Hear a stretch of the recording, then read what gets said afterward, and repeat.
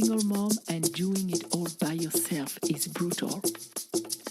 Learn the brain and energy tools to get back to your center and overcome your challenges. Welcome to the 100th episode of Single and Doing It All. Can you believe it? 100!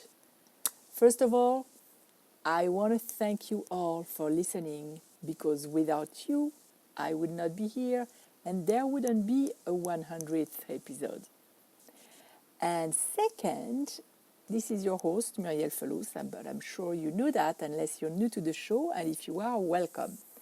Today, I have surprises, I have gifts, and I still have a little bit of teaching because, of course, it has to be there every episode.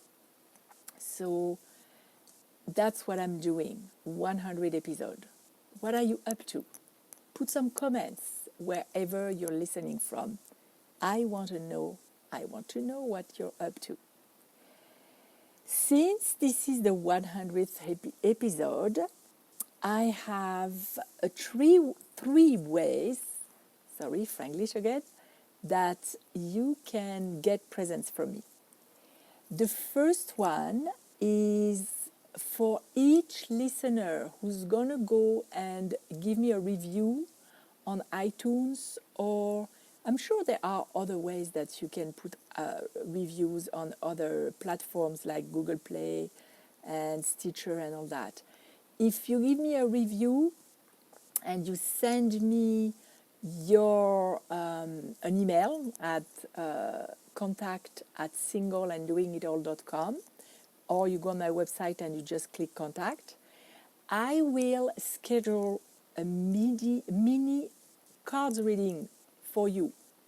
As you know, I'm getting certified in giving cards readings, and I love doing that because it is always so accurate. It's not even about me, it's the universe talking through me, and I'm always surprised about how accurate it is.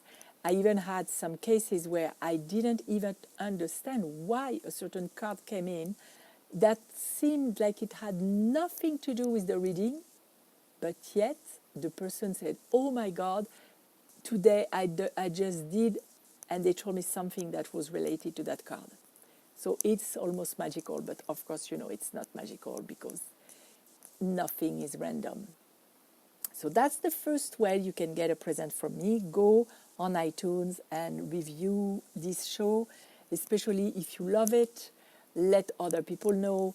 If each mom tells a mom, can you imagine how many moms we can reach and how many struggling moms we can bring back to peace all together, you and I.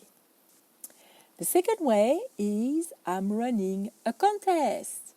From now until December 15th, if you share this show, any episode, on Facebook or Instagram and you tag me, so on Instagram I am under Your French Life Coach.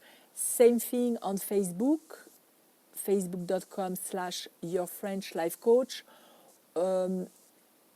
Yeah, that's the only name I'm going to give you now. And you just share it. You tell people why you love it.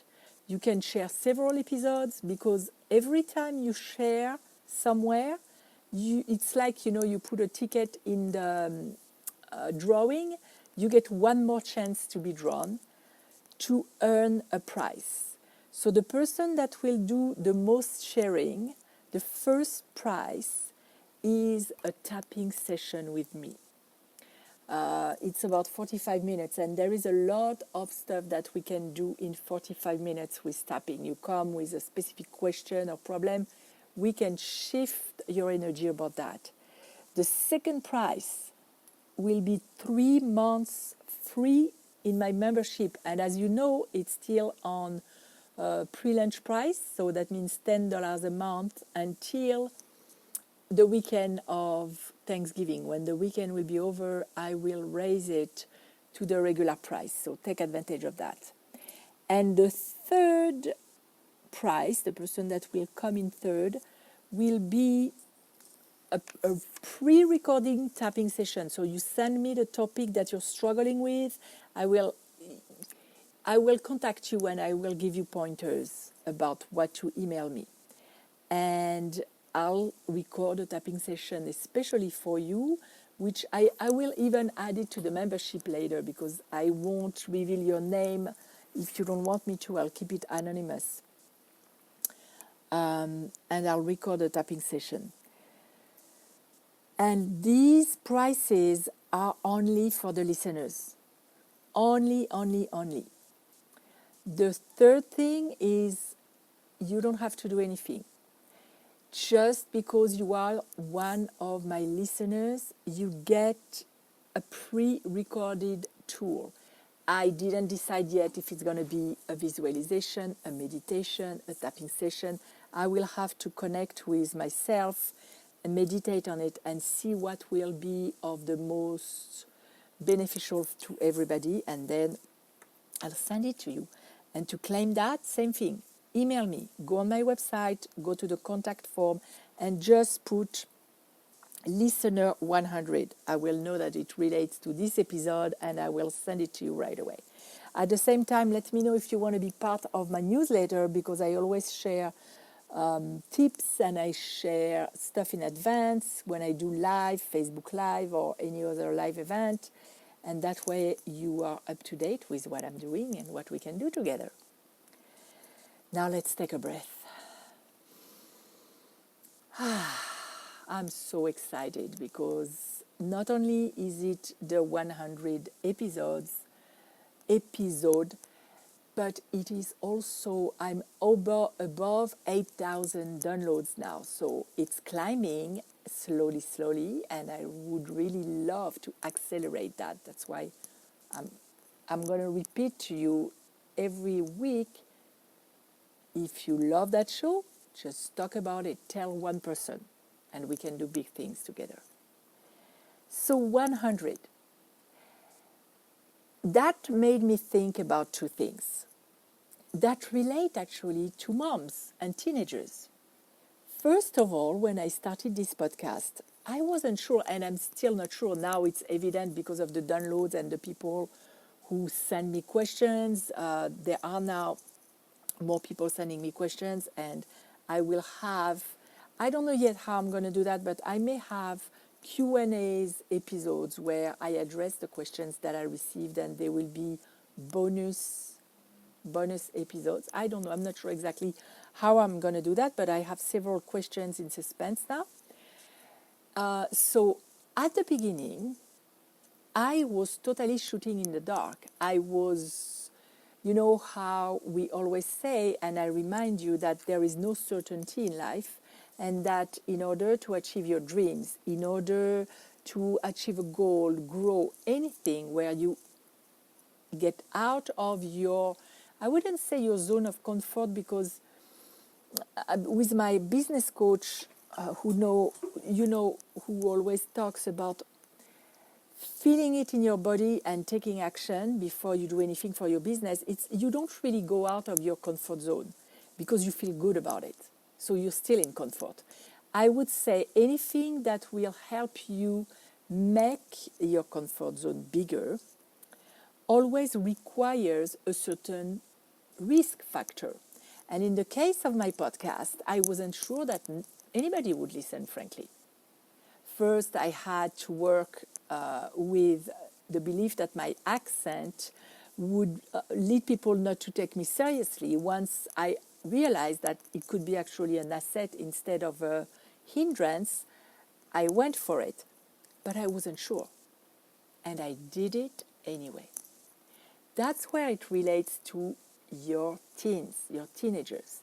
If you listen to last week's episode, I shared that my son, I was really proud of him because I saw him taking himself off a discussion with me that was getting heated and where the tone was rising, to go into his bedroom and calm himself down so he wouldn't say something that would hurt me.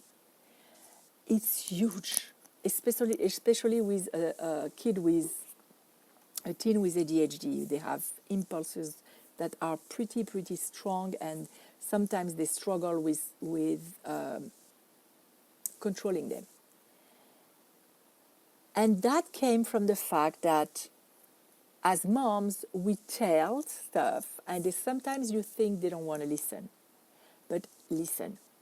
Even when they're screaming and yelling, they still listen, and something stays inside. I was just having a conversation with my friend this morning who also has a teenager, a boy teenager. And she was telling me how she was telling him something, even though he was pretty upset and it seemed that he didn't listen. When she was done talking, he actually made a pause and didn't even answer back, which showed you that he actually took in what he was saying, whether he agreed with it or not. If you listen to me for a while now, I've told in the podcast already that all the tools that I teach on a regular basis, like the coaching tools, the mindfulness tools. Sorry, I'm so excited. I have a hard time articulating the words. So the mindfulness tools that I was teaching my kids, sometimes I thought they flew way above their head because they didn't want to listen. Until one day I heard my oldest daughter, and she didn't know I was listening, coaching one of her friends, repeating exactly what I've been telling her that she pretended not to agree with and not to listen to. So, even if you're not sure that they listen, do not stop, because stuff sink in with repetition, and because they know, even if they don't want to admit, they know sometimes that we are right. So that's how it relates to my podcast. The second thing is about, I don't know if you're anything like me, but I used to not give myself credit. I used to go forward and always want to progress, achieve, grow. And very rarely did I look back and saw what journey I've been on, and the distance that I actually, I don't think parkoured. That's probably a Franglish moment. Oh, by the way, I'm recording a blooper of all my Franglish moments, so this one should go in. The road that I've walked, the distance that I walked. And so it brings stress when you do that. It's very important to mark, acknowledge, and celebrate the milestones. And today is a big milestone. Celebrate the milestones and celebrate yourself for doing it. Because in those years, last year, I was really into a depression with my teenagers. I was overwhelmed, I was overworked, I was struggling with some health issues, and I was spiraling down slowly in depression without even realizing it. I was crying a lot. I was a wreck. But I took myself out of there. And there is always hope. And I give credit to myself for not having stopped with my business, because as you know, I also have a day job. I'm raising my kids alone, so any source of income, I welcome it in my life. And talking about progression, I am progressing into becoming more and more busy in my business in order to transition to full-time, doing what I love and I adore. It's teaching and coaching and supporting you. But when you have very hard challenges in your way, blocks even, sometimes people give up. So I want to celebrate myself and give myself some credit, because I did not give up. Even if I did a hiatus for a while until I got better. As you know, I traveled last year to Israel, so I took the time to rest and rejuvenate, see my friends, do some connections there for my business. I did not stop. And I'm really proud of myself, and I'm really loving myself for that. I am giving myself credit. So in your life, as a single mom, and I know some moms are not single who are listening to me. And I know some other moms who are not single but really feel like single moms because their husband is traveling a lot or is not very active and involved in them raising the kids. What do you struggle with? And what can you give yourself credit for?